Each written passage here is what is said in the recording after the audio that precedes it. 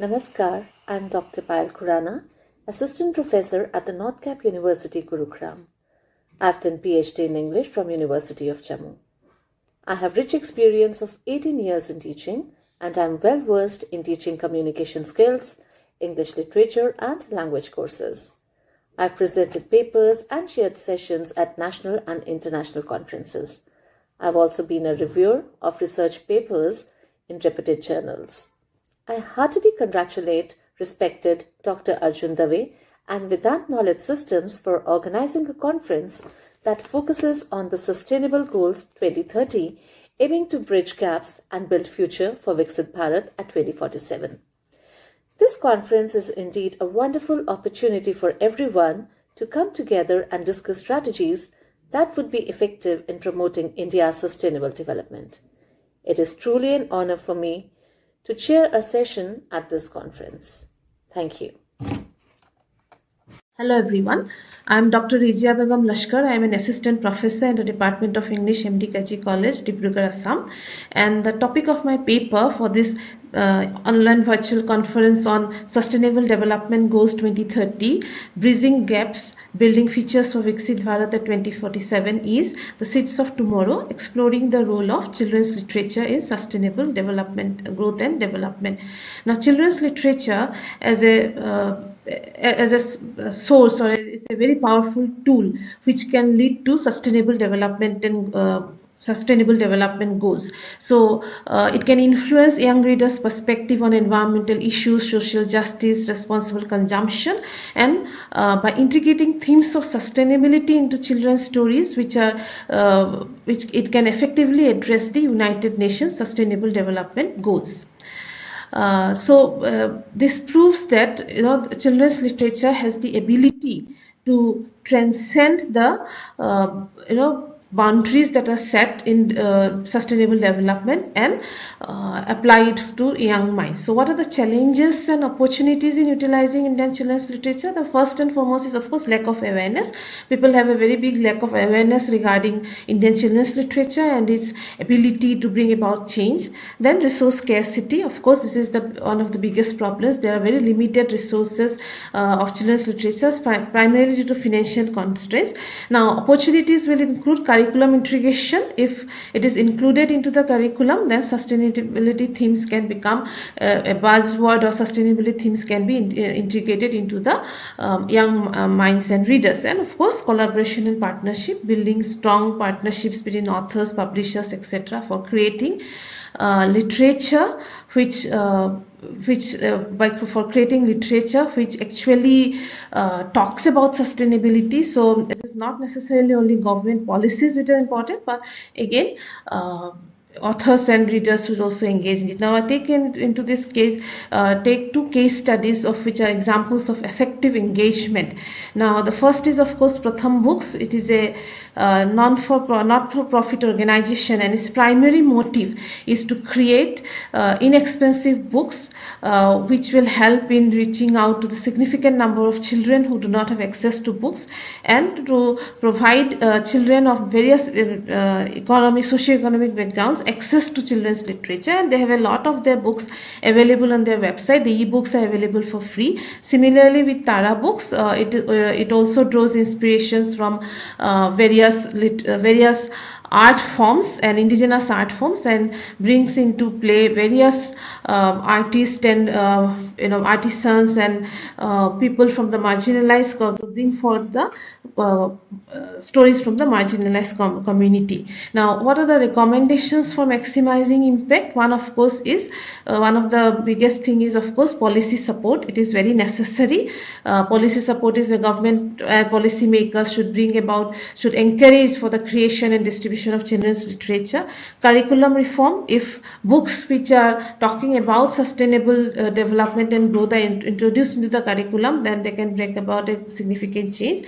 Public awareness is of course necessary. Then again, teacher training. If teachers are not trained, then they cannot bring forth the idea of sustainable development to young readers. And again, the most important thing is of course community management, because without community engagement, because without community engagement, the idea idea of propagating this concept of sustainable development cannot take place. Now we move to the conclusion.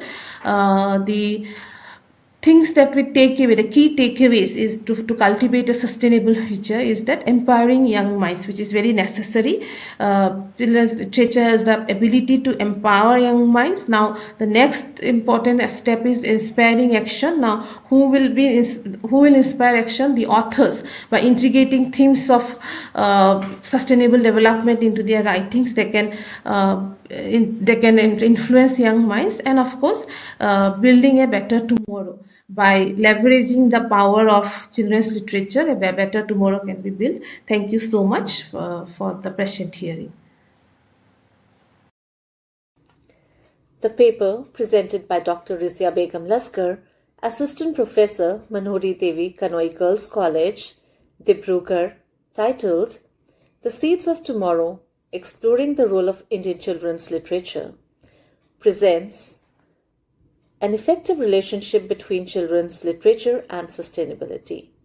It also links to the broader themes of environmental awareness, social justice, and cultural identity. The literature review is well structured and provides a strong theoretical foundation for the discussion. Various relevant studies have been cited that support the argument convincingly.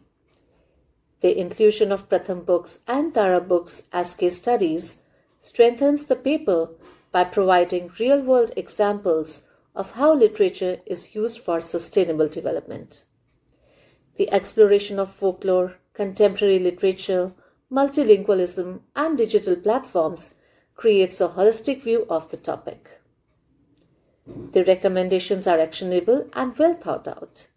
And in fact, they provide a roadmap for leveraging children's literature for positive social change.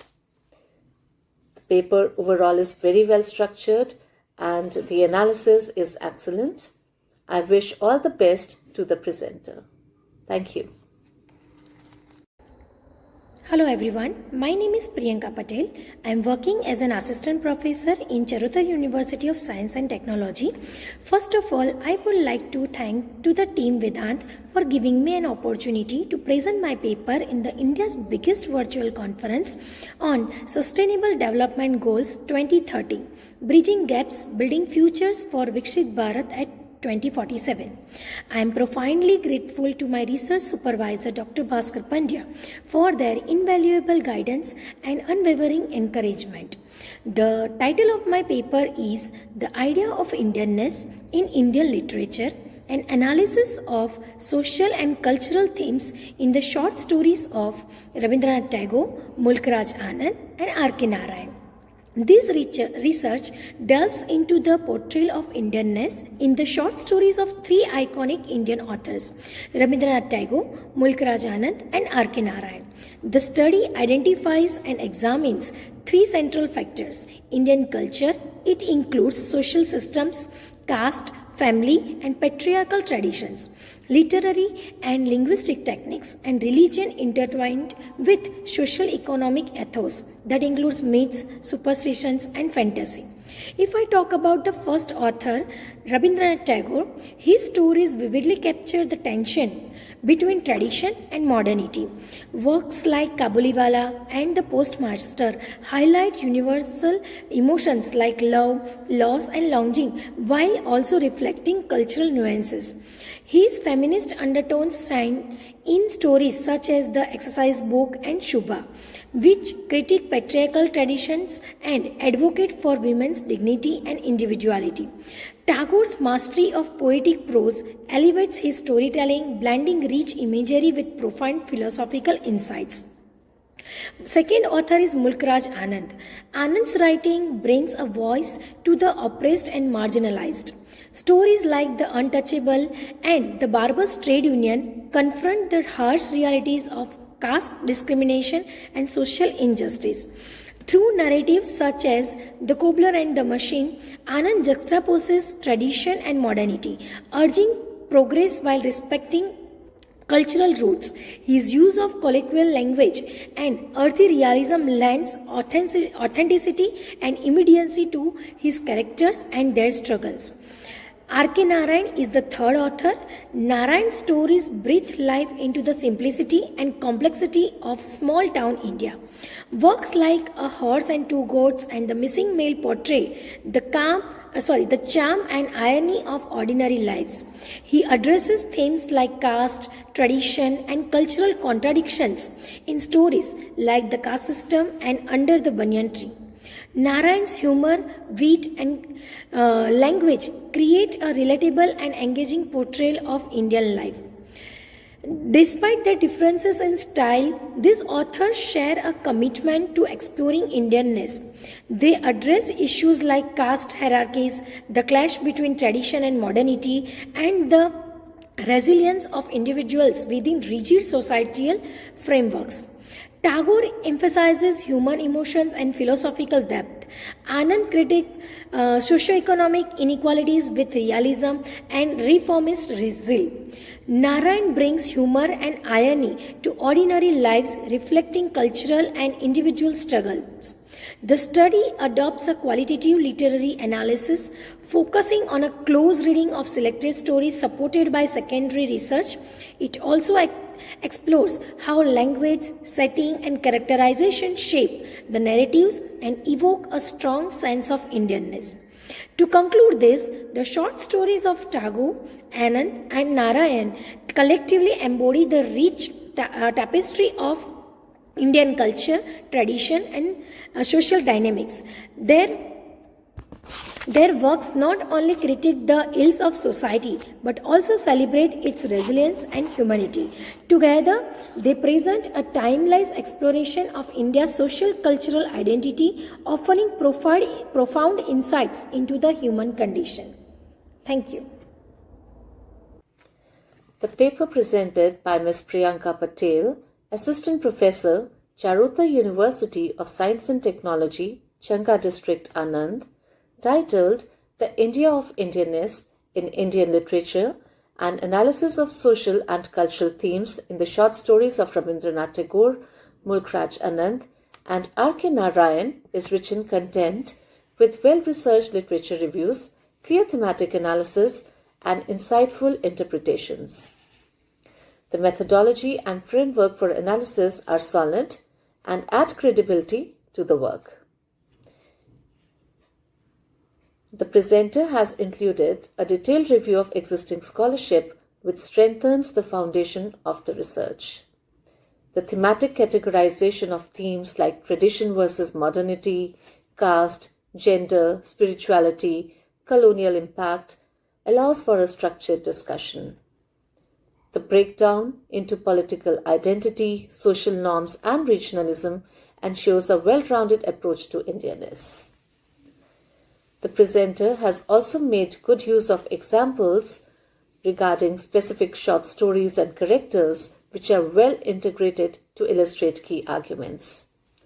The paper successfully highlights multiple dimensions of Indianness by contrasting different authors' styles and themes.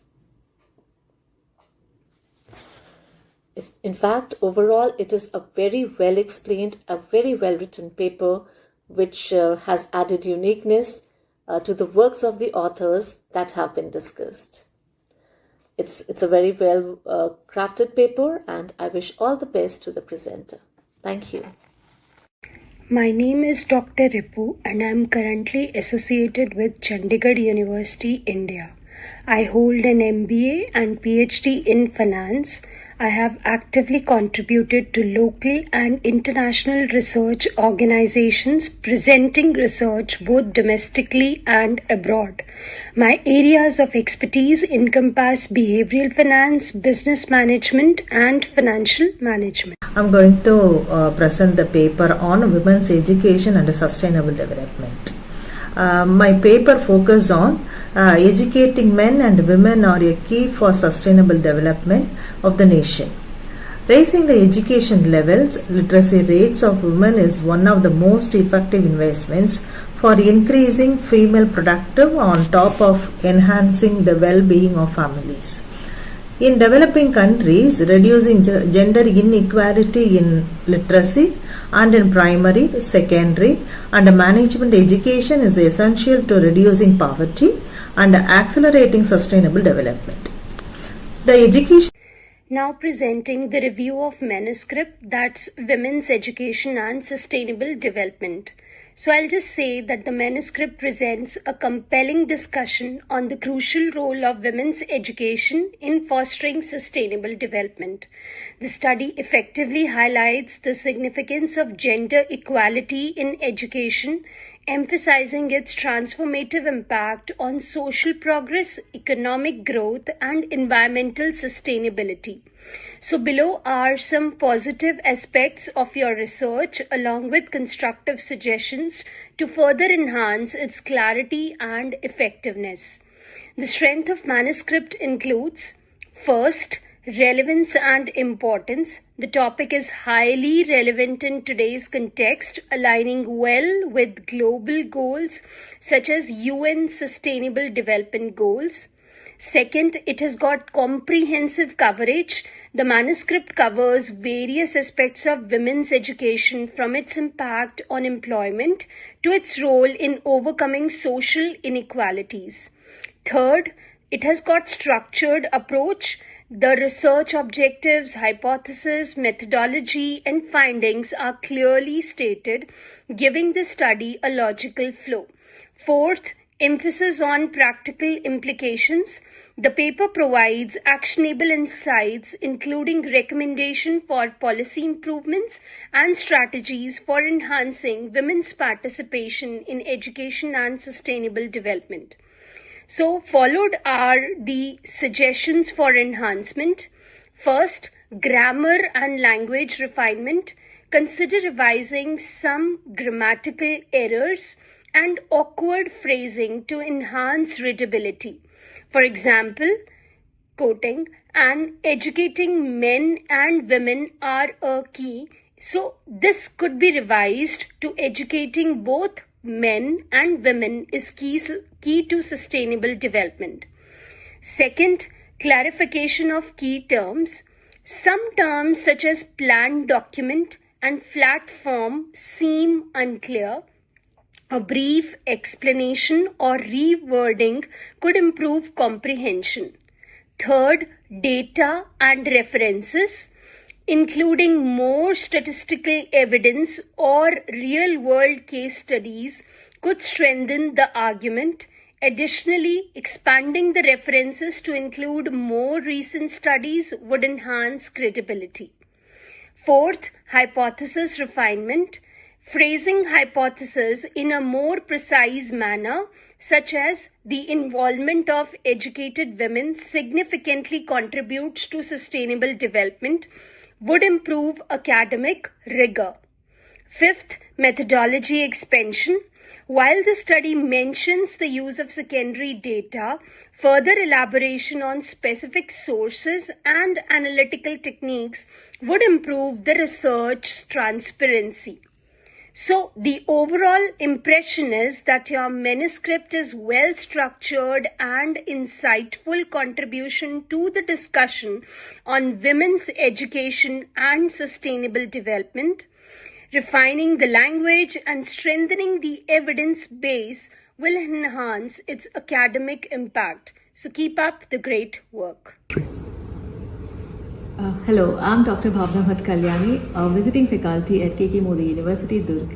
Today I'm here to participate in the conference on Sustainable Development Goals 2030, Bridging Gaps, Building Futures for Viksit Bharat. The paper which I'm presenting is entitled Exploring Migration in Chhattisgarh, a Socio-Economic Inquiry. We know that migration in Chhattisgarh is a common and persistent phenomenon, and it is driven by a combination of push factors that forces individuals to leave their localities in search of better opportunities. Employment remains the dominant driver for the male out migration, while marriage is it accounts for majority of the female migration. Chhattisgarh, we know it it has a large ST population, and about 1/3 of the state population consists of scheduled tribes. And high poverty rates and socioeconomic vulnerability among STs, it adds to the significant complexity of migration discourse in Chhattisgarh. So now coming to the data from the census of 2011 on migration, it reveals that the rate of male and female outmigration in Chhattisgarh for economic reasons such as work and employment, it's double the national average. It is well known that migrants from poor and backward states prefer more industrialized and urbanized states. The most preferred destination for migrants from Chhattisgarh is Maharashtra. And coming to the implications of high migration rates from poorer states is that they are losing human capital needed for their development. However, it can be argued that economic migration benefits these states by reducing unemployment and gaining remittances. Understanding the trends in detail is essential for designing policy aimed at reducing economic disparity and fostering inclusive development within the state. With that, I would like to end my presentation. Thank you. Now presenting the review of manuscript Exploring Migration in Chhattisgarh, a socio-economic inquiry. So your manuscript is well researched and insightful exploration of migration trends in Chhattisgarh, shedding light on the socio-economic drivers and implications of migration pattern. So below are some key strength and constructive suggestions for further enhancement. Strength of manuscript include 1. Comprehensive analysis. The study provides an in-depth examination of migration trends, incorporating both quantitative data and qualitative insights. Second, well-structured approach. The paper follows a logical structure, making it easy to follow. The inclusion of sections like literature review, data and methodology, and policy recommendations enhances readability. Third, policy relevance. The discussion on migration policies, challenges, and possible interventions make the study highly valuable for policymakers and researchers. Fourth, incorporation of census and empirical data. The use of census 2011 data and references to National Sample Survey add credibility and robustness to the findings. Now, suggestions for enhancement. First, grammar and language refinement. Some sentences could be revised for better readability. For example, migration in Chhattisgarh reflects and perpetuates socio-economic inequality, necessitating a comprehensive approach. So this could be reworded as migration in Chhattisgarh both reflects and reinforces socio-economic inequalities, highlighting the need for a comprehensive approach. Second, clarity in tables and figures. The table provides useful insights, but adding a brief explanation of key takeaways from each table would improve reader engagement. Third, most recent data. If available, incorporating more recent migration data or trends post-2011, for example, effect of COVID-19 on migration patterns, would further strengthen the study. Fourth, conclusion enhancement. The conclusion effectively summarizes findings, but adding a strong call to action for policymakers would enhance its impact. So the overall impression is that the manuscript definitely makes a significant contribution to migration studies in Chhattisgarh, combining strong empirical analysis with policy implications. With minor refinements in language and structure, it has the potential to be a highly impactful study. So keep up the excellent work. Namaskar everyone.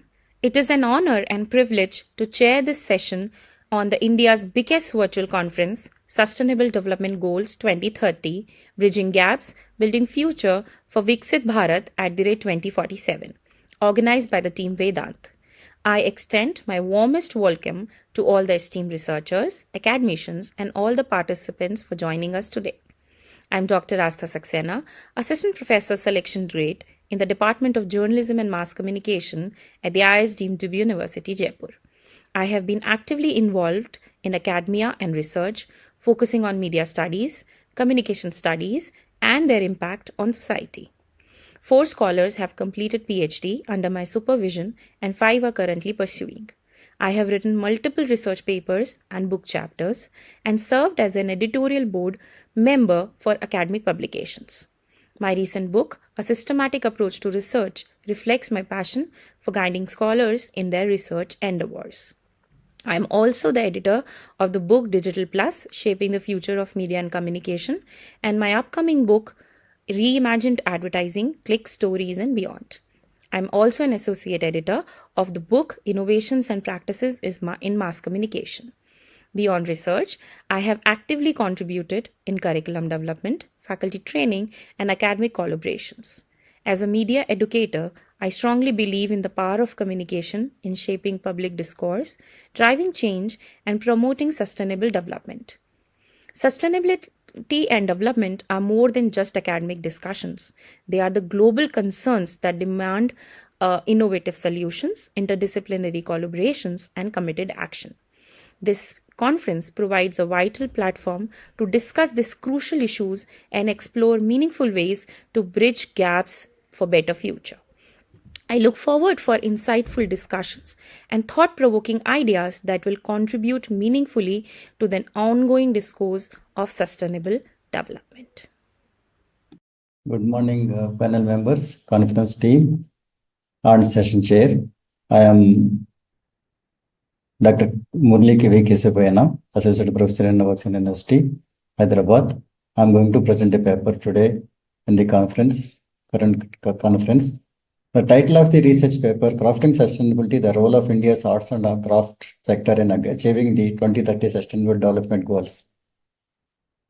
Abstract. India's arts and craft sector can be considered one of the crucial contributors to the sustainable development in the context of globalization and technological advancement. The title reflects the idea of how traditional craftsmanship may be in sync with the United Nations SDGs for 2030 that are set forth to tackle serious global issues such as poverty, inequality, and environmental degradation. The crafts of India, rooted in centuries of cultural heritage, offer unique insights into the sustainable practices that give much prominence to the use of local materials, traditional techniques, and engagement of community.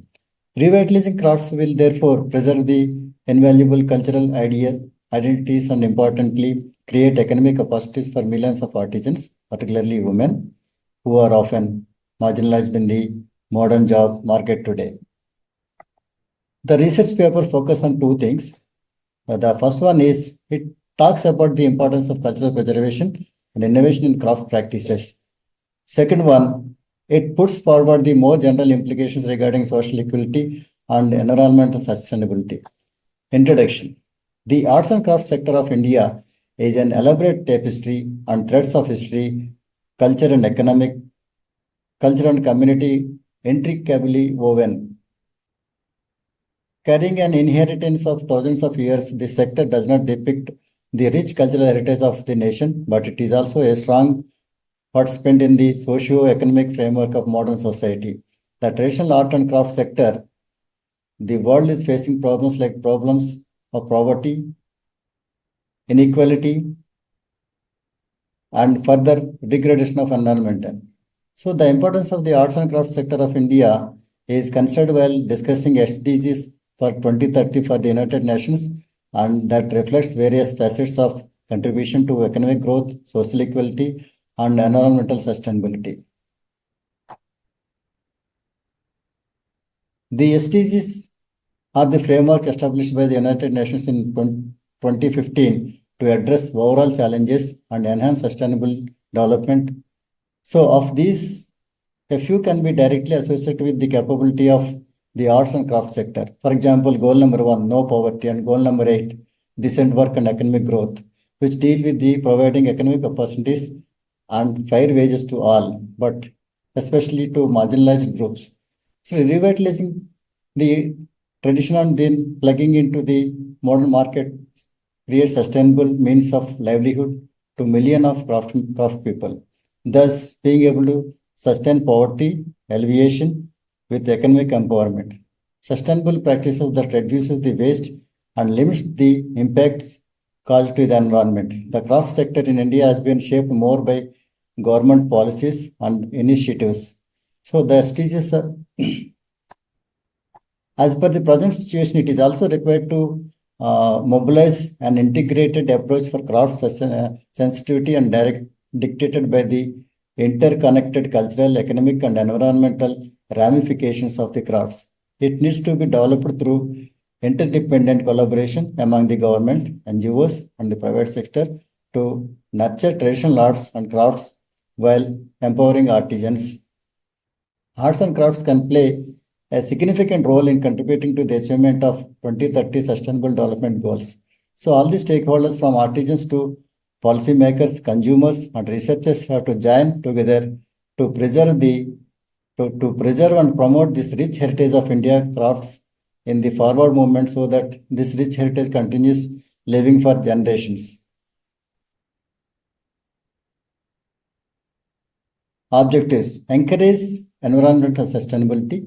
So to ensure that sustainable crafting practices employ local materials, minimize waste, and aid environmental conservation in general, and achieve the Sustainable Development Goal 12, responsible consumption and production. So raise awareness to sensitize the public on the importance of traditional crafts in achieving the SDGs and the importance of ethical consumption or support for local artisans. Create a comprehensive framework for the utilization of India's arts and crafts sector as a catalyst for sustainable development, in line with the broader goals set by the United Nations. Methodology.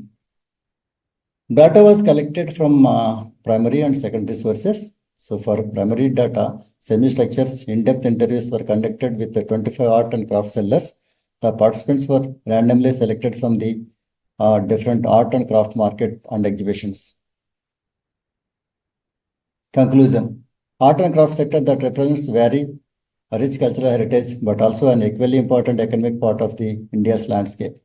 This sector offers immense scopes for sustainable development through diversified tradition in craftsmanship to the identification of different communities. Eco-friendly material use and certification program will not only serve as the government great avenues for promoting sustainable practices, but also serve as rising base of conscious consumers. Technology opens an opportunity to transform how artisans interact with the market and other artisans. So these activities would ensure preservation of the identity that comes from cultures, but more so ensure that all have a future that is not only more sustainable but more just. So I would like to give my opinion on your paper. So your paper present a very much needed discourse on the intersections of sustainability and traditional craftsmanship, shedding light on the often overlooked sectors that holds an immense cultural and economic significance. The study effectively highlights how India's rich heritage aligns with sustainable practices, particularly in terms of environment, social equity, and economic empowerment also. By linking these aspects of these type of communication with the broader framework of the SGTs, you provide a strong foundation for understanding the craft sector's role in fostering sustainability at both local and global levels. The introduction of your paper is very well structured, providing a clear conceptual background that connects Indian traditional crafts with sustainability principles.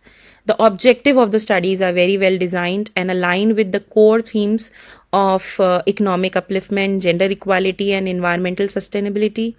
Your choice of methodology, incorporating both the primary and the secondary data, adds depth to the credibility of the research. The inclusion of semi-structured interviews and industry stakeholders further strengthen the study, allowing for the understanding of the sector's challenges and opportunity. The discussion on technology-driven solutions which you have given, such as digital platforms and skill sourcing applications, is particularly noteworthy, as it presents a modern perspective of preserving and promoting traditional crafts in an increasingly digitalized world. The analysis of the government initiatives and the policy framework is also commendable, as it effectively highlights the role of institutional support in ensuring the fair wages and sustainable practices within the industry. Your study focuses on the economic empowerment, particularly for women artisans, is one of the strongest aspects. Your discussion on gender and social equality within the craft sectors adds a valuable dimensions to the study. Additionally, the integration of the case studies such as the Kutch Craft Initiative, which you have talked about, provide good examples that enhance the paper's practical relevance. The literature review, as I said, is very nice and drawing a range of credible sources, including reports from government organizations like World Craft Council and inside from the publications like Economic Times and Hindu, was very good. Namaskar. My name is Dr. Neha Sharma. I'm an assistant professor in SCRT Delhi and a teacher of art education department. In this paper, which is titled Fostering the Human Values Among 21st Century Learners Through Sustainability Lenses, I have tried to bring interconnectedness between society and education. Whereas society here adheres the values and ethical part and how it is related to present education system, if there any. Education includes developing human potential by promoting conscious awareness of human values. In this 21st century, value education has emerged as an indispensable component of holistic development.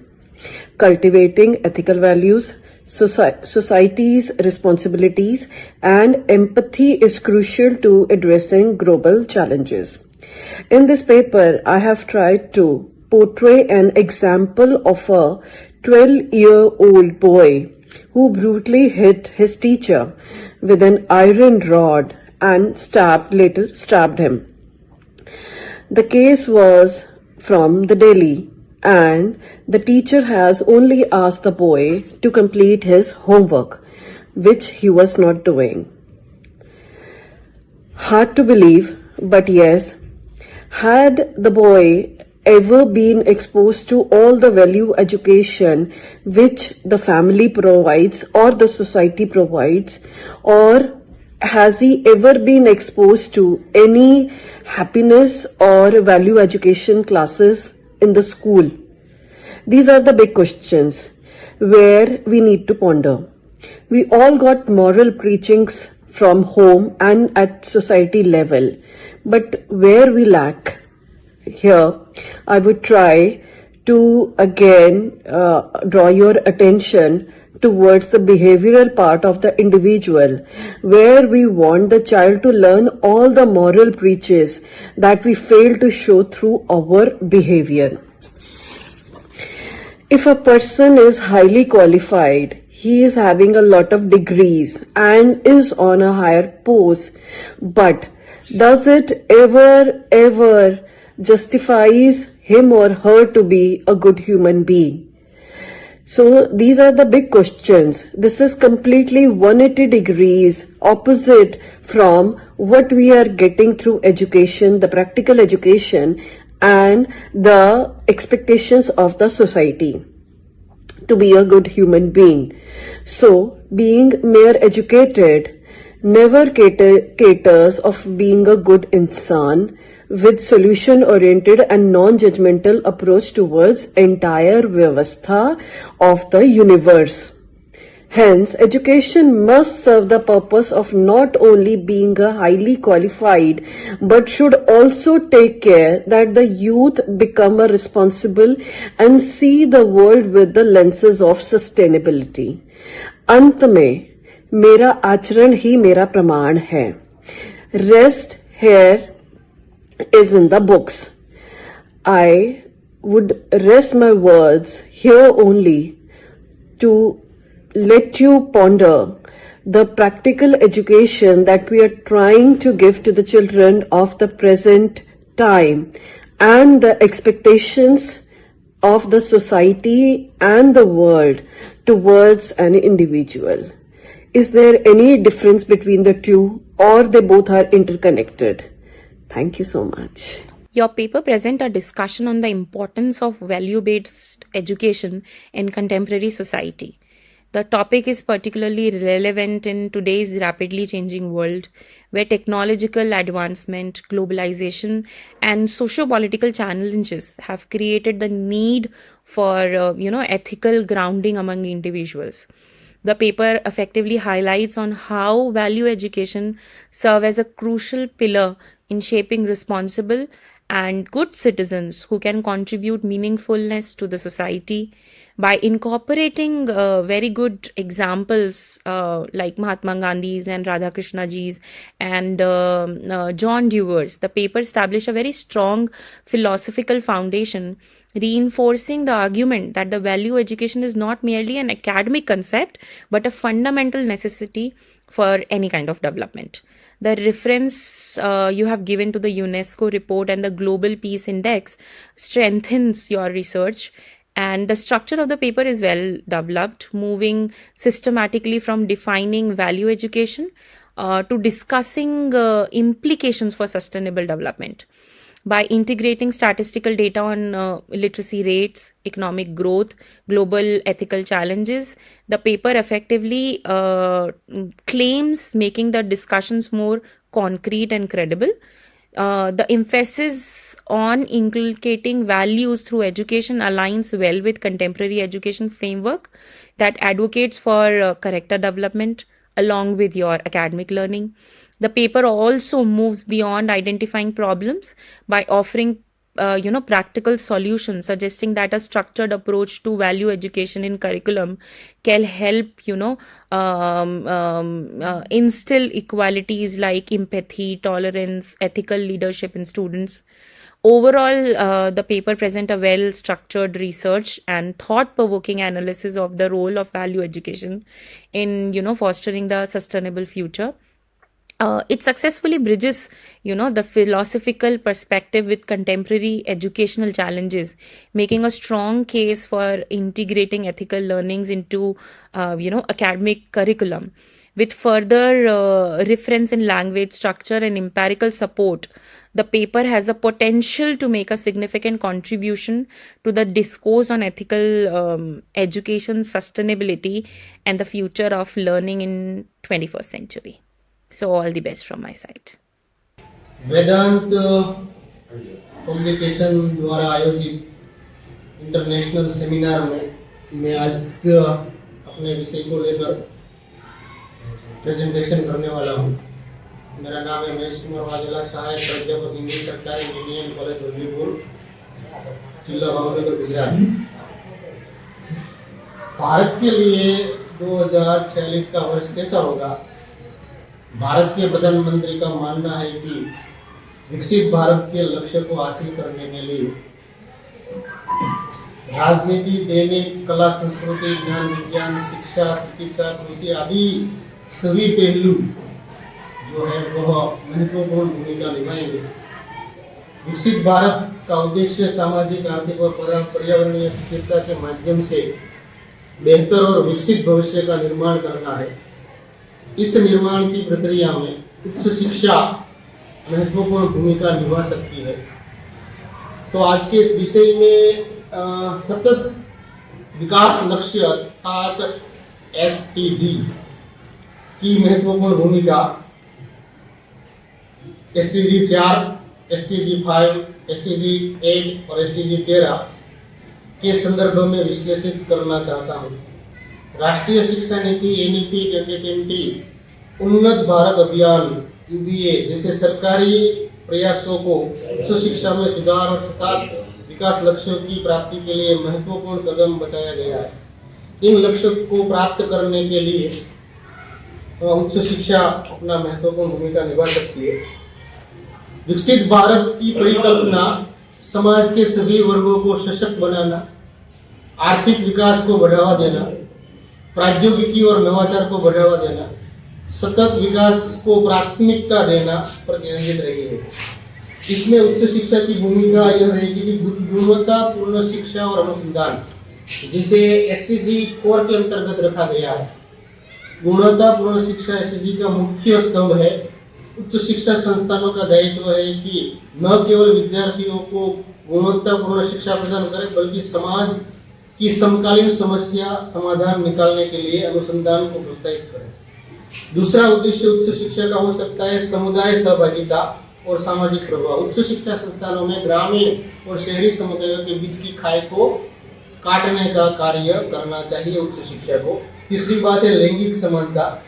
उच्च शिक्षा संस्थानों में महिलाओं और वंचित वर्गों के लिए समान अवसर प्रदान करना जरूरी है, जो NEP में और SDG 4 में भी कहा गया है। चौथी बात है नवाचार और नवाचार को प्रोत्साहन देना। उच्च शिक्षा संस्थानों में युवाओं और स्वरोजगार और नवाचार को लिए प्रोत्साहित करता है। स्टार्टअप जैसे लेकर युवाओं को रोजगार प्रदान करना चाहिए। पांचवा उद्देश्य है उच्च शिक्षा में SDG 13 के अंतर्गत कि हरित पहल और पर्यावरणीय स्थिरता, उसके लिए पाठ्यक्रम में हिस्सा देना चाहिए उसे, और ऊर्जा, वर्षा, जल संचयन आदि जैसे जो प्रबंधन है उसके लिए भी मैनेजमेंट आदि सारे विषय को पाठ्यक्रम में उसे स्थान देना चाहिए। राष्ट्रीय शिक्षा नीति भी यही कहती है कि बहुविषयक शिक्षा होनी चाहिए, जिसे हम मल्टीडिसिप्लिनरी कहते हैं। अनुसंधान संस्था, उच्च शिक्षा संस्थान सहभागी बढ़ावा देने के लिए प्रोत्साहित करना चाहिए। डिजिटल शिक्षा भी होनी चाहिए। इस संदर्भ में उच्च शिक्षा के पास चुनौतियां भी है। चुनौतियां यह है कि वित्तीय बाधाएं हैं, ग्रामीण और शहरी क्षेत्रों में असमानता है, गुणवत्तापूर्ण शिक्षकों की कमी है, लैंगिक और सामाजिक भेदभाव भी है।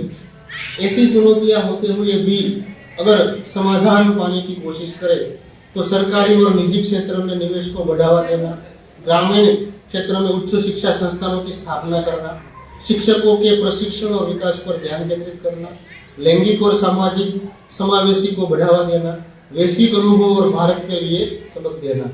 अंत में हम जो भारत को विकसित भारत की श्रेणी में लाना हो, तो जो विकसित देश है फिनलैंड और स्वीडन जैसे देशों में सतत शिक्षा के विशेष पाठ्यक्रम चलाए जाते हैं, उससे हमें थोड़ा बहुत वहाँ से हमें लेना चाहिए। ऑस्ट्रेलिया में विश्वविद्यालय जलवायु परिवर्तन पर शोध अग्रणीय है, वहाँ से भी हमें उसे सीखकर अपने संस्थानों में उसे बेहतर बनाना चाहिए।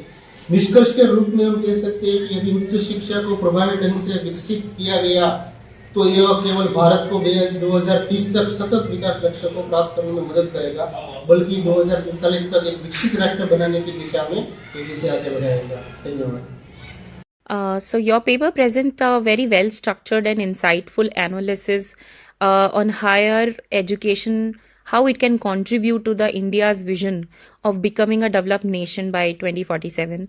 The topic is very relevant as it aligns with the global and national efforts towards sustainability, economic growth and social development.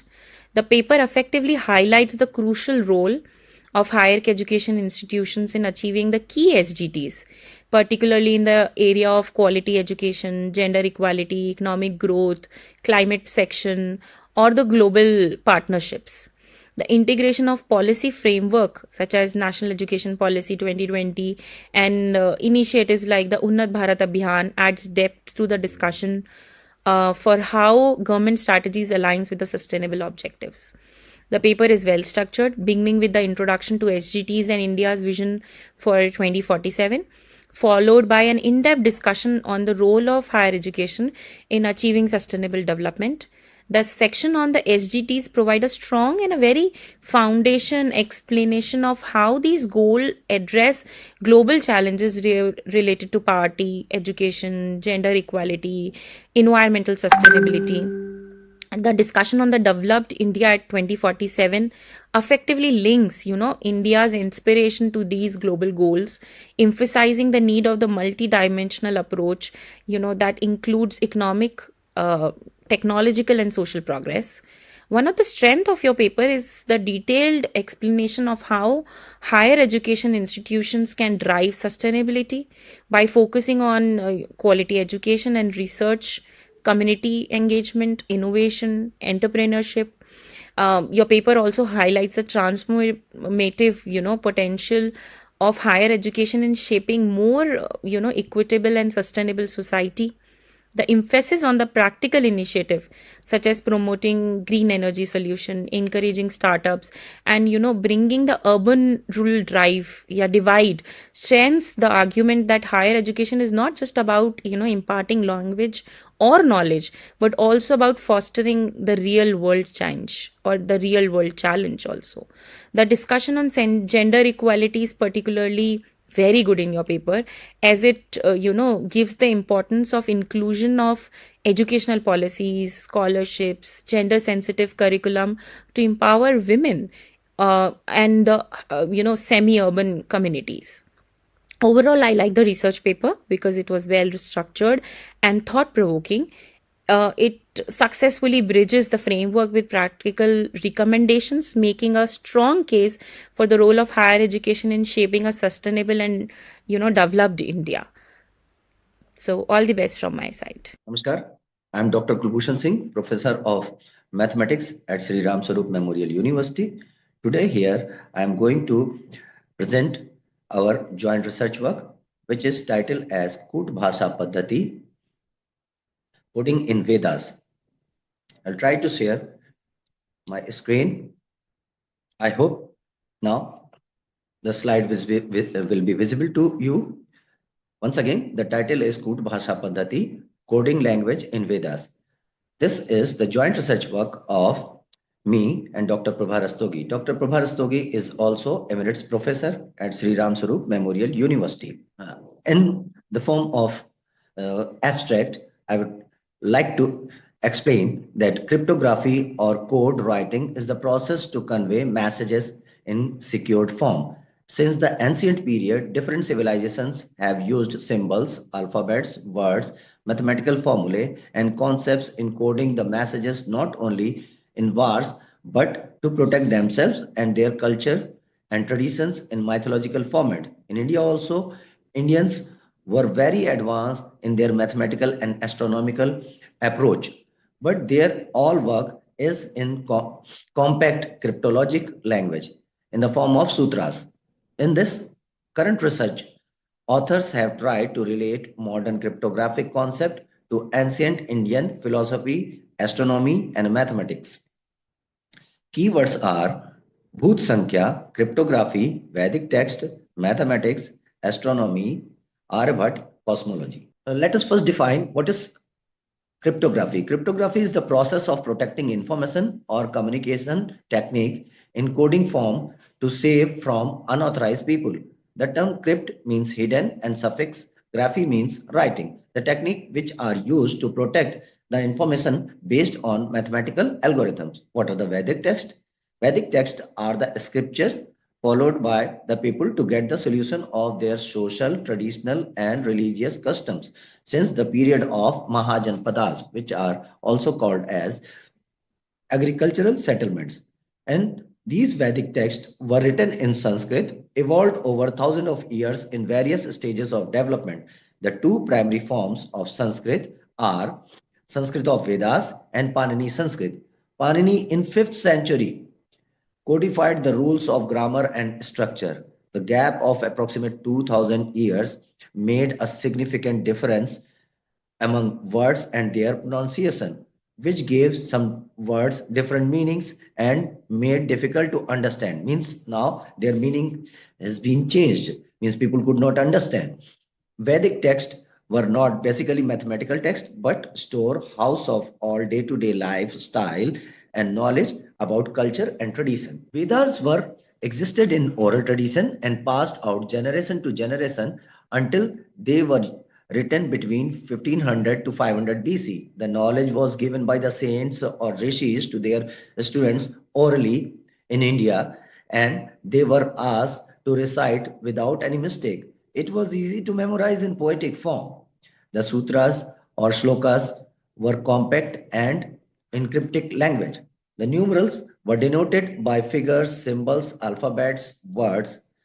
There are different symbols and strokes in this script still could not be deciphered. You can see here I put a picture and it is still not deciphered properly or exactly.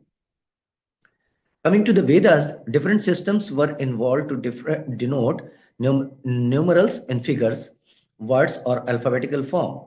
System denoting numerals in words is known as Bhut Sankhya. Bhut means which we could not see, and Sankhya means the number. So these numbers are hidden and or written in some different forms which somebody cannot understand if he has not any proper knowledge of decoding it.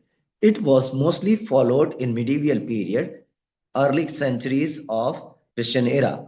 It was convenient to use in poetic or verse form of sutras, and secrecy could have been maintained. Here I am showing some of the example how these numbers are represented by some different words 0, 1, 2, 3, 4, 5, 6, 7. So for 0, sometimes they use Sunya, sometimes Ambar, sometimes Akash, sometimes Purna, like that. 1 is Chandra, Bhumi, Dhara means ek Chandrama hai, ek Bhumi hai. So to represent 1, sometimes they use Chandra, sometimes use Bhumi. Likewise 2, Yama, Ashwin, Dasra, 3, Rama, Guna, Triguna, etc. 4, 5, 6, 7. The numbers are associated with places, objects, gods, colors, etc. Anka, Vamano, Gati. Anka means the number, Vamano means the left, Gati means the movement. Is the pattern followed means place values are from left to right. Unit place, 10th place, 100th place. And for example, Drishti 3 Gryota is the number 4,32,000. Here, 3 is used for 2, 3 is representing 3, Sagar representing 4, Ayota for 10,000. Same way, 325 can be written as Panch Shiviki or Ishumagni. Same way, you can see there are many things which we have coded here. I will show you all this in my final presentation. Let us come to the conclusion or results. Vedic texts reveal a unified cosmology and metaphysics emphasizing the interconnectedness of self, nature, and cosmos. Some interpretations suggest advanced scientific awareness, such as atomic theory, Anu, cyclical time, that is yugas, or cosmology expansion. The multi-layered meanings highlight how ancient societies encoded vast knowledge across disciplines, spiritual, practical, and astronomical, into poetic and symbolic forms. In conclusion, we can say that Indian philosophy and mathematics had strong connections with rituals, culture, and traditions, and were preserved in very much planned way. Decoding the hidden meanings of Vedic text yield profound insight across various domains, philosophical, scientific, spiritual, and cultural. The results of such understanding can be viewed into several fields like spiritual insight, philosophical understanding, scientific analogies, cultural and historical insight, practical application in modern context. Understanding the hidden meaning of Vedic text bridges ancient wisdom with contemporary challenges. It fosters a holistic worldview where science, spirituality, and ethics coalesce. This deepens human understanding of existence, offering tools for personal growth, societal harmony, and ecological balance. At the end, I would like to say that this field is not fully explored and need attention of scholars. There are the references which I use for preparing this work.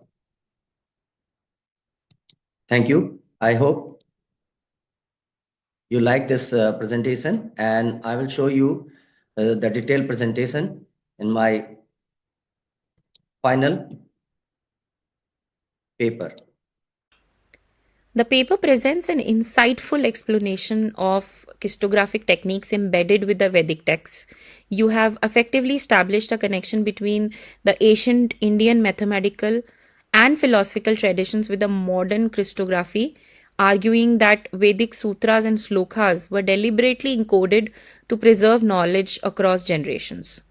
The research highlights the sophistication of these crystographic methods, particularly through the number system, where numbers are associated with object and natural elements to create a structured mathematical language.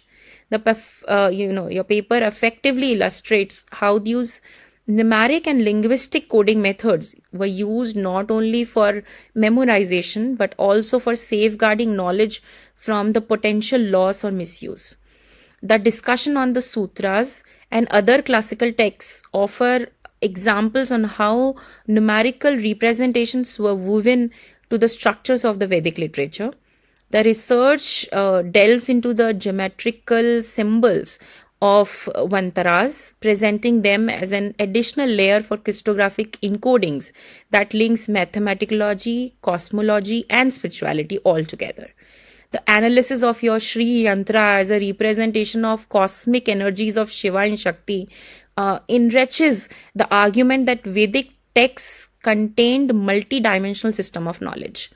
One of the strengths of your paper lies in its ability to bridge the ancient knowledge with the modern concept, making it relevant to the contemporary field such as information security, data encoding, and conceptual linguistics.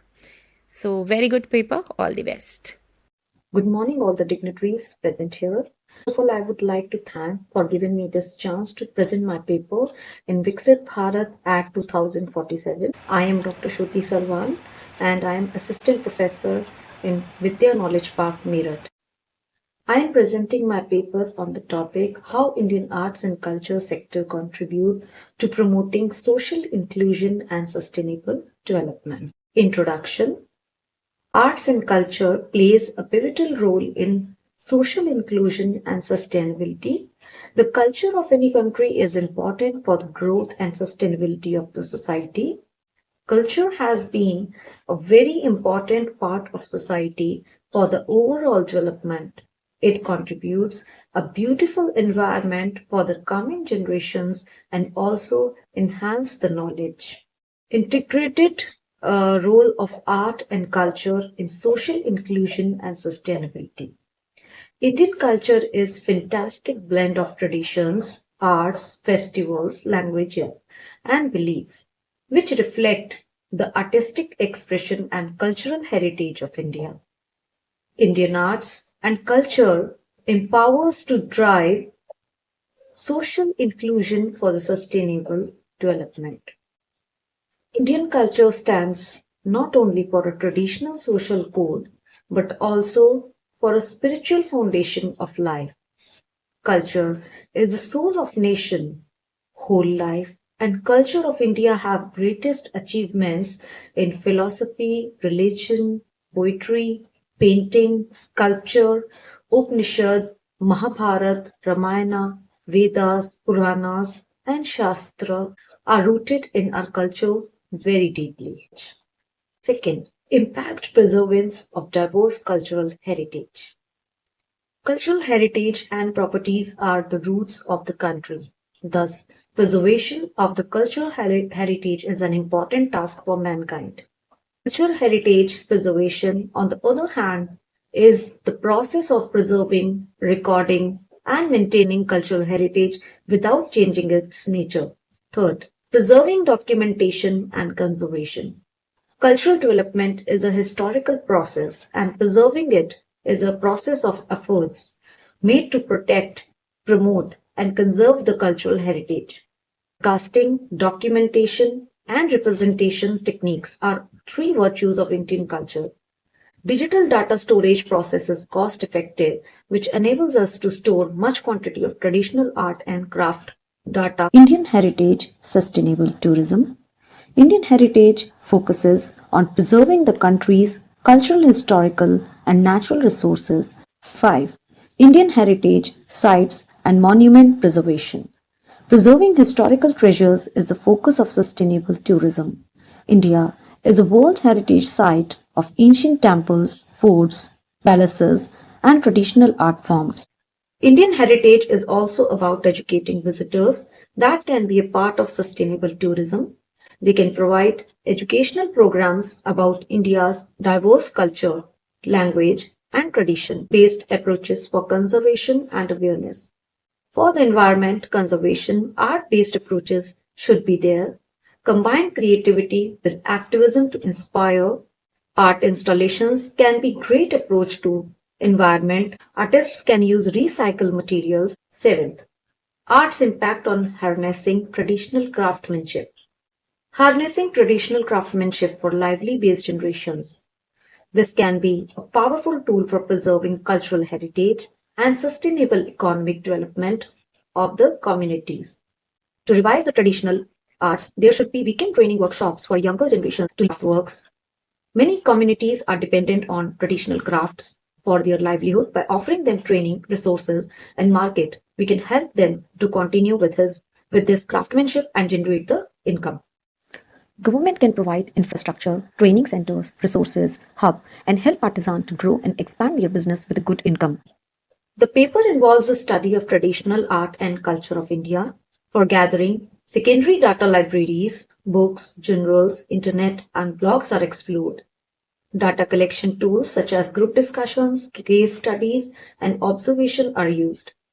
The main focus of the study is on introduction, inclusion of Indian art and culture for sustainable development. Your paper very beautifully talks about the explanation of India's rich artistic and cultural heritage. The abstract introduced the topic well, emphasizing India's long-standing artistic traditions and their role in social inclusion and sustainability. The introduction effectively highlights the significance of art and culture in shaping society. The discussion on prehistoric paintings, moral arts, and the integration role of art in everyday life in India is engaging, but would be strengthened by specific examples or references to the studies. The statement that Indian civilization has always been deeply intervened with artistic expression is valid, yet a clear connection between the historical art forms and their impact on modern social inclusion and sustainability could be included.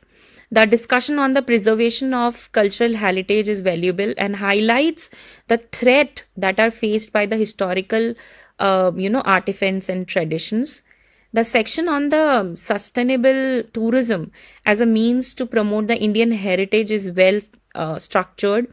The final section on the art-based approach for conversation and awareness is innovative and relevant. The idea that art can be a tool for activism, awareness, and environmental conversation is engaging, and the discussion on art, illustrations, community participation, and social media campaign is timely. Overall, the paper covers a significant and a relevant topic. Namaste.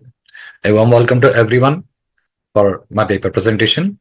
I'm Rajani Kanth, a spiritual practitioner, ex-serviceman, and currently working as an assistant professor in Department of Computers at Sri Gnanabika Degree College, Madanpalli, Andhra Pradesh. Basically, on this globe, all people can be categorized into two ways, say Astika, Nastika, where Astika are people who accept God, Nastika, they don't accept the God. Irrespective of whether they are Astika or Nastika, they are supposed to live in the nature. Nature is the expression of God, Parabrahma. Parabrahma has infinite expressions into the nature, I say infinite expressions as nature, where the Indian philosophy has identified 33 crores amongst that infinite. Say the nature has infinite expressions called gods, and Indian philosophy has identified 33 crore gods. irrespective of whether they are 33 crores or 30 crores or 3 crores. All these godly forms, they are united with one syllable called Om. This Om, when recited, when chanted repeatedly for a long duration, it gives peace. It has a lot many beautiful good effects in uh, life, increasing positivity in thought entity, etc. But this Om can also be utilized in a way to attain liberty, say moksha.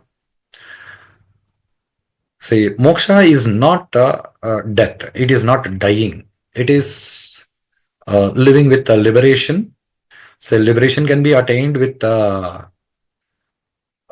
reciting of Omkara. This Omkara basically it has three basic syllable.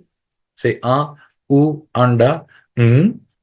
Say people who are living wanted to live peacefully can chant Omkara as it is, but people who wanted to get liberated can chant this Omkara with this basic syllable a, u, and my paper presents how this chanting of a, u, leads to liberation.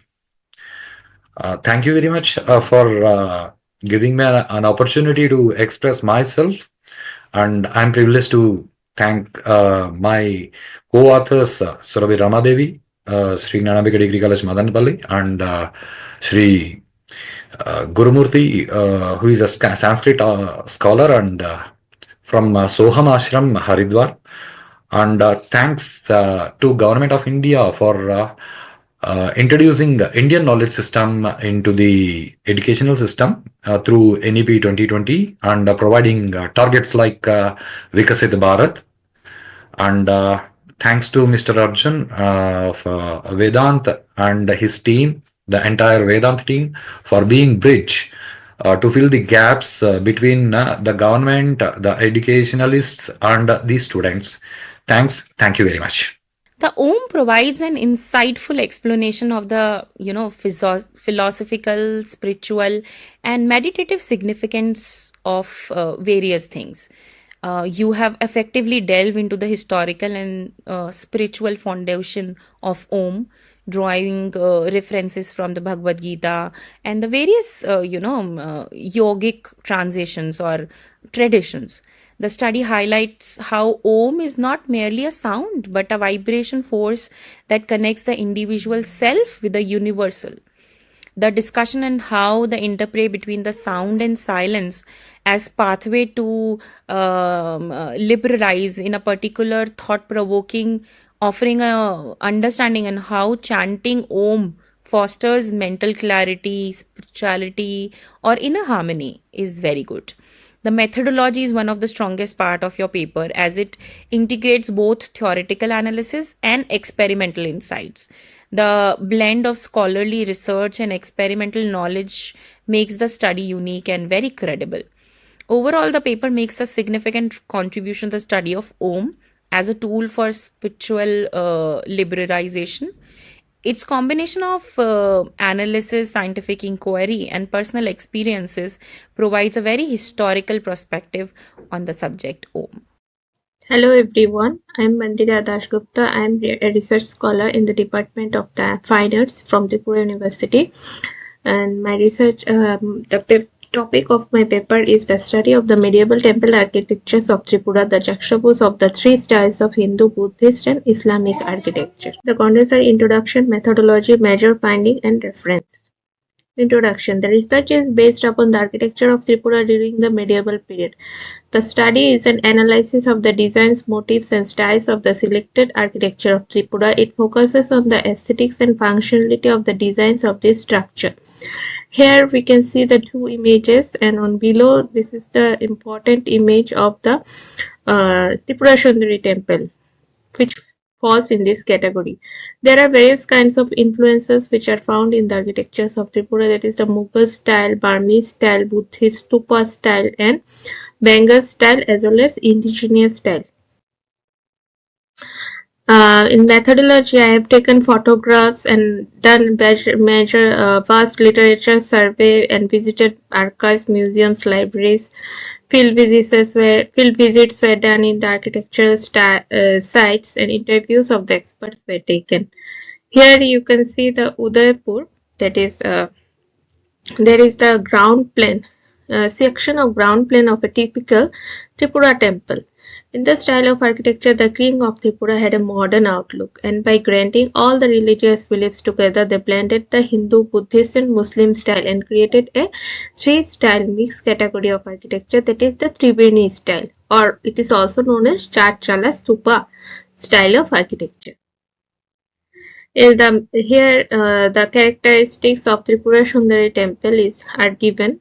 The temple circumambulatory part is 3 to 4 feet, and the roof, upon the roof there is a stupa crowning. The base of the stupa crown has elements of lotus petals designed in a row. Upon the top of this stupa structure there lies another stupa structure smaller than the below structure. This one is divided or edged with vertical lines like the reefs of Amalaka Sila. And there are two stupas placed upon the roof of the temple, placed one above another, and this adds the monumentality. This is one of the temple among the three of the which are known as Gunubhriti group of temple, which are also found in Udaipur. That is built in the medieval period. Here we can see the assimilation of the different Chala style, which may be due to the contribution of Brahmanical and Buddhist idiom developed in this religious architecture. The Chura or Ratna and Charchalas are found in the temples of West Bengal, Assam and Odisha, but in the temples of Tripura we can see the use of stupas over the hut-shaped roof. This is another temple which is known as Hari Temple. And Tripura architecture not only adopted the Hindu and Buddhist idioms but also introduced the Islamic designs to enrich it aesthetically. And the cover buttress of Tripura temples reveal the design of Indo-Islamic minarets. And here we can see the Torana.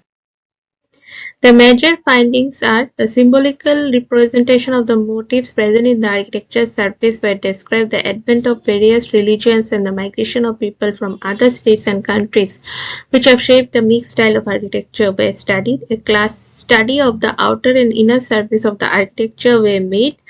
Classification of the genre and the style of various religious architecture were made, and their contribution in reshaping the religious historical background of Tripura are found out.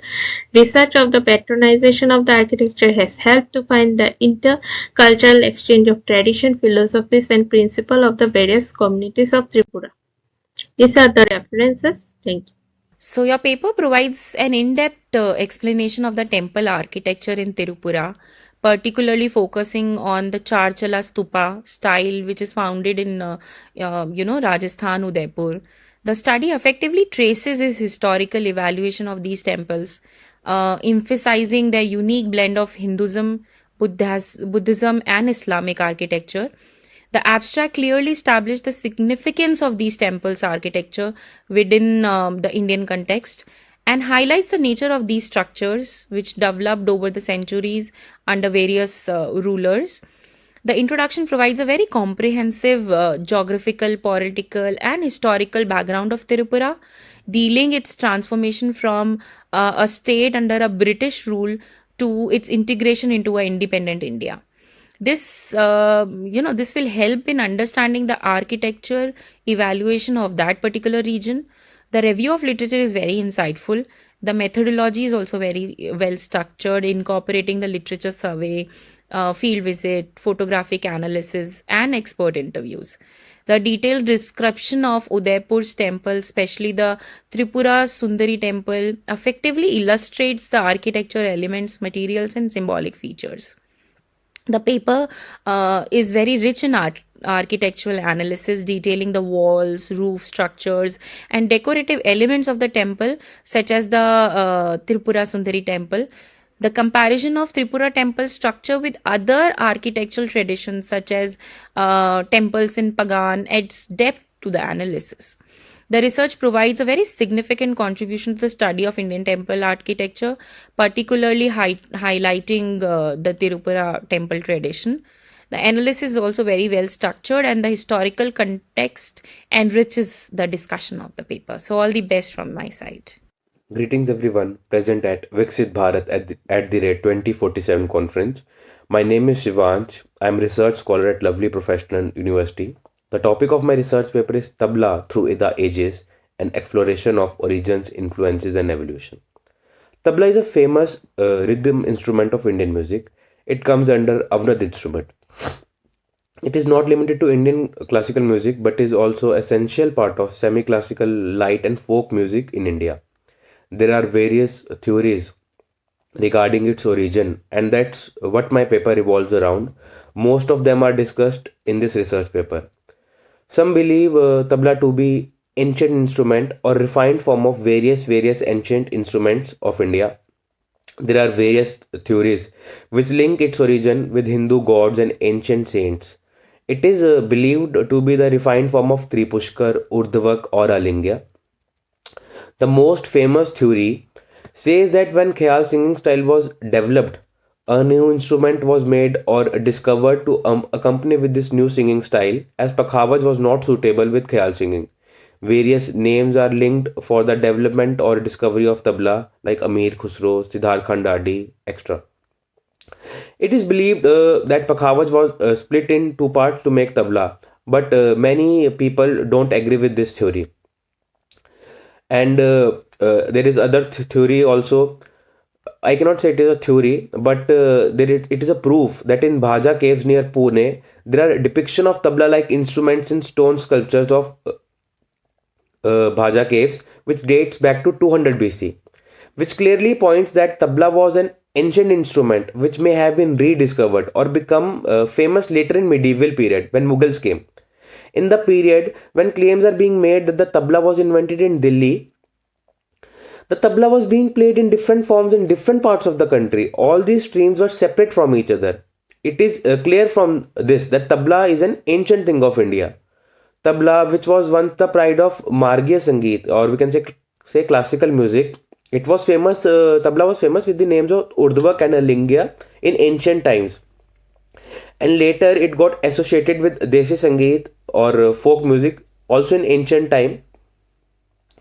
And when it was rediscovered in the medieval period, it got the name of tabla, and it was linked with classical music, and it got famous in the field of classical music in medieval period. And later it got famous with singing different singing styles like semi-classical like Thumri, Dadra, Tappa, and its linkage with folk music still remains. But there may be strong possibilities that the playing technique of ancient time was different from the playing technique of medieval and modern period. But tabla, we can say, was an ancient instrument and not an instrument which was made in medieval period. Thank you.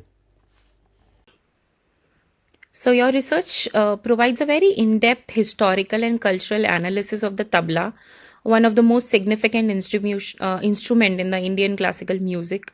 The paper delves with the multiple theories surrounded its origin, some of which are rooted in methodology, while others draw from historical and museological evidence. One of the earliest beliefs associated with tabla, the Hindu gods such as Lord Shiva and Lord Ganesha, suggesting that its origin can be traced back to the divine invention in ancient Indian tradition. The paper also explores references to instruments in ancient Sanskrit text, including the Nitya Shastra, which mention instruments like Tripushakar and Mridanga. A significant portion of the paper examines the evaluation of tabla through historical transitions, particularly during the medieval and Mughal period. The author presents a very argumented, both ways, supporting and challenging the theory, highlighting how musical innovations in the Mughal courts contributed to the development of the instrument. So your paper also, discusses the role of Persian and Central Asian influence on the Indian musical structures or styles.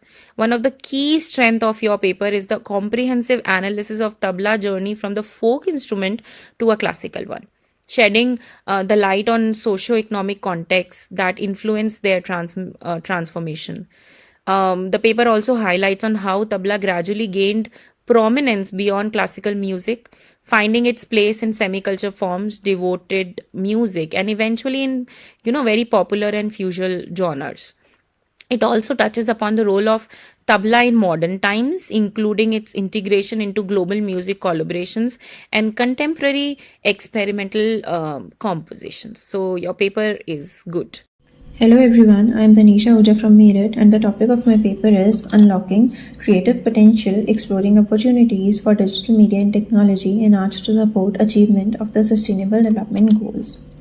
In the struggle of expansion and development, we forgot that we are harming the nature, and if not taken care of at the right time, it will lead to unimaginable consequences. The UN had to step in and create the Sustainable Development Goals. These are 17 in number and have been playing a vital role in 193 countries which are the members of the UN. The governments of these countries have been working together to make the world a better place for both the nature and the mankind. In this paper, we will discuss about the SDGs and how can digital technology and art together support these goals. Digitalization and traditional means need to work together for the same. Digital media is shaping all the sectors of the world and becoming the core of all of them gradually. Objectives: to find out the ways of combining SDGs and creativity, to study about digitalization, to study about SDGs, digitalization and technology, to study about problems faced by people to move towards digitalization and technology from the earlier traditional ways, to draw conclusions and provide suggestions wherever necessary. Creativity is the base of every invention, and as we are human beings, we have mastered the art of inventions, be it fire, wheel, or AI. To showcase something extraordinary, art and creativity go hand in hand as they are incomplete without each other. In this rapidly changing environment, the lead role is being taken by digital technology as the need of the hour. Art has always worked to reach a wider audience through exhibitions and installations, but it was not as simple as it is now with digital technology. Contemporary art integrated with sustainability has been a wide topic, and together this approach is working wonders. People are creating numerous sustainable brands in art and design that have highly contributed in development of the countries. Digitalization is influencing all the sectors of the society. It is reaching new heights involving all the generations equally. Nowadays, if we open our social media, it is common to find people of different age groups creating and posting content. It is really important to digitalize in today's world, as the government is taking initiatives towards Digital India, making it needful for all to learn, or else we will lag in our growth, making it difficult to survive. Digital media has actually helped in creating awareness regarding many ignored topics of the society, as all generations and all cultures are there on these platforms, so it is easy to reach them. The currency is being converted to plastic money, making us dependable on credit and debit cards. We are living in 21st century, the age of technology. With its development, many new softwares have been created which have helped in growth throughout the globe. The companies are hiring people based on their skills, as a skillful mind is more creative than an educated one. With the help of AI, we are able to create much better things, but only someone who is digitally sound can properly work with it or the new technology that are being introduced in the market day by day. There are few initiatives taken by government to integrate art and sustainability, which include Ministry of Culture Sustainable Art Practices program. It will work in empowering the new generation artists who are ready to work sustainably. India is a rich and diverse nation. It is already studied that people used more of sustainable arts from the start, and now new initiatives are being taken for the same. We all know after the outbreak of COVID-19, all countries have faced many problems, and countries work together to build a better future together.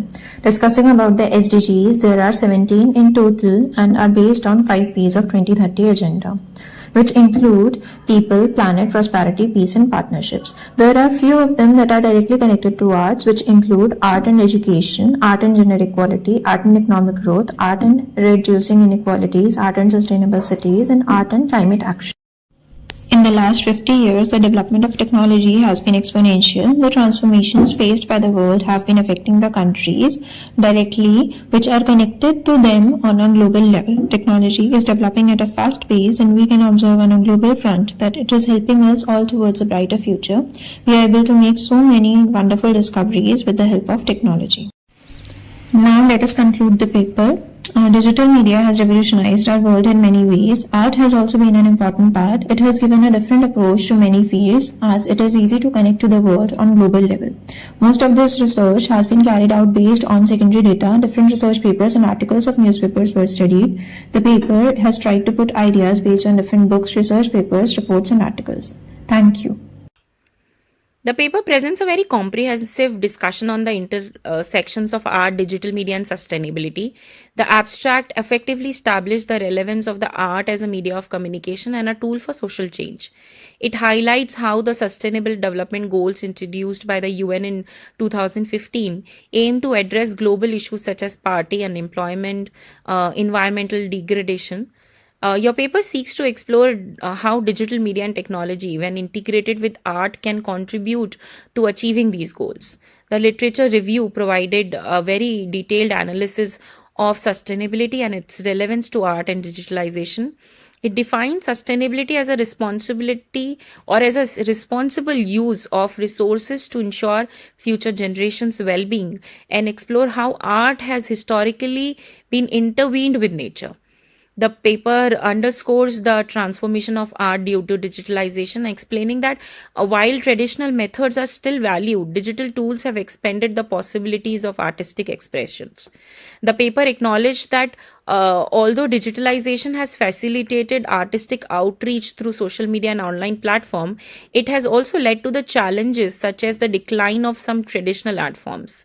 A significant portion of the paper is dedicated to the Sustainable Development Goals, explaining their structure and interconnected nature. It discusses the 17 goals set by UN, particularly those directly related to art. The paper argues that art plays a crucial role in achieving the SDG 4 by enhancing learning experiences, SDG 5 by providing an inclusive platform for self-explanation, SDG 8 by generating employment in creating industries, SDG 10 by challenging societal norms and promoting social justice, and SDG 11 by fostering cultural heritage and tourism.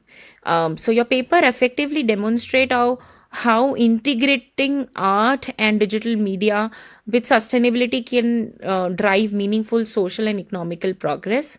The paper presents a very well-structured and insightful discussion on the synergy between the digital media, art and sustainability. Greeting all. Presenting at Viksit Bharat at the rate 2047 conference. Myself, Vishakha Bhardwaj. I am research scholar at Lovely Professional University. The topic of my research paper is the relationship between ghazals and Indian classical music.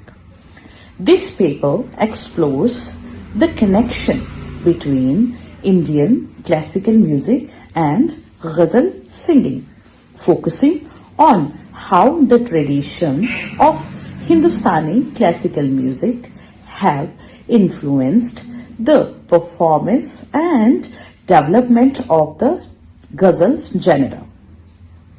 The ghazal, a poetic form that originated from Persia and gained entry into the Indian cultural world through connect with Persian-speaking Sufi mystics in the 12th century, is a musical genre that expresses deep emotions, deep emotional nuances and personal reflections. The essay discusses the relationship between Indian classical music and ghazals, tracing how the musical composition and performance technique of ghazals have depended their themes, the historical, culture and musical connection between these two forms of expressions has annihilated each other of centuries. Ghazals in India were accepted as a developed vocal performance genre in Hindustani music with desirable lyrics, with many compositions built on melodic structures based on ragas in Hindustani music. Most ghazals has Sufi mysticism, which greatly impacted classical music as well, particularly among musicians who composed spiritual poetry. Thank you so much. So your paper effectively traces the root of Indian classical music, emphasizing its evaluation over the centuries and its profound influence on ghazal. Your study highlights how Hindustani classical music, with a well-defined melody and rhythmic structure, had played a very crucial role in shaping the composition of ghazals. Your paper argues that ghazals, while primarily known for their poetic depth, are deeply intertwined with classical musical traditions, particularly in terms of their reliance on ragas, tals, and other techniques. One of the strengths of your paper is its detailed discussion on the historical evolution of ghazals and their connection with the Indian classical music. It examines how ghazals, which originated in the Persian and Arabic culture, found a distinctive musical identity in India. The paper also delves with the technical aspects of ghazal singing, providing insights into how classical vocal training enhance a ghazal singer ability to express emotions very effectively. I like the analysis, which underscores the fact that while ghazal singing is not as rigidly bound by classical structured as pure Hindustani classical music, it still maintains a close association with rags and tals, allowing both discipline and creativity or freedom in performance. You also provided a very good example of commonly used rags in ghazals and how these rags enhance the emotional impact of the lyrics. Overall, the relationship between the ghazals and the Indian classical music is very well researched and informative study that offers valuable insight into a deep-rooted connection between these two forms of artistic expressions. Your study successfully demonstrates how Indian classical music has enriched the ghazal tradition, making it a very sophisticated blend of poetic and musical artistry. With some refinements in the structure, coherence, and clarity. Your paper has a potential to be an even more significant contribution to the academic disclosure of Indian music and its evolving traditions. So, as we conclude this session, I extend my sincere appreciation to all the authors for their valuable contribution and to all the audience for their active participation. The discussion today reinforced the significance of research and knowledge sharing in achieving the Sustainable Development Goals 2030 and Viksit Bharat at the rate 2047. I express my gratitude to Team Vedant for organizing this remarkable conference and for providing a platform to facilitate meaningful conversations. Thank you all for your time and engagement. Wishing you an enlightening and productive conference ahead. Thank you.